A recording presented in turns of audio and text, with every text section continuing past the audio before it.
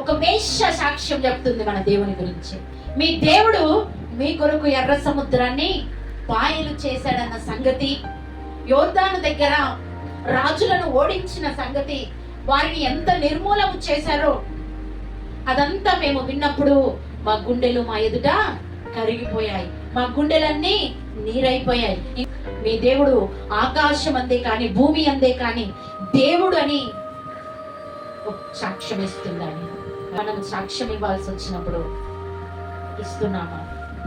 ఒక వేశ్య దేవుని గురించిన సాక్ష్యము ఒక వేశ్య చెప్తుంది.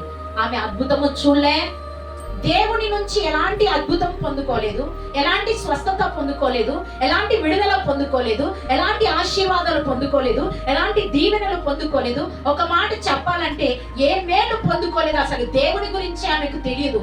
అలాంటి వ్యక్తి దేవుని గురించి విని నమ్మి సాక్ష్యం చెప్తుంది.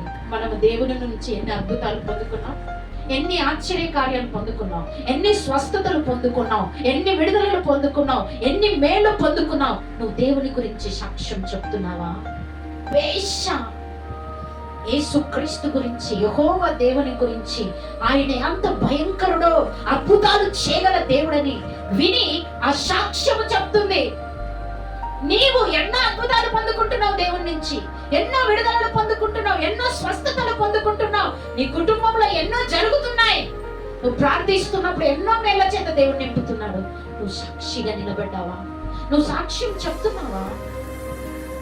నా దేవుడు సజీవుడు, నా దేవుడు ఏదైనా చేయగలడనే సాక్ష్యము మనం చెప్తున్నామా?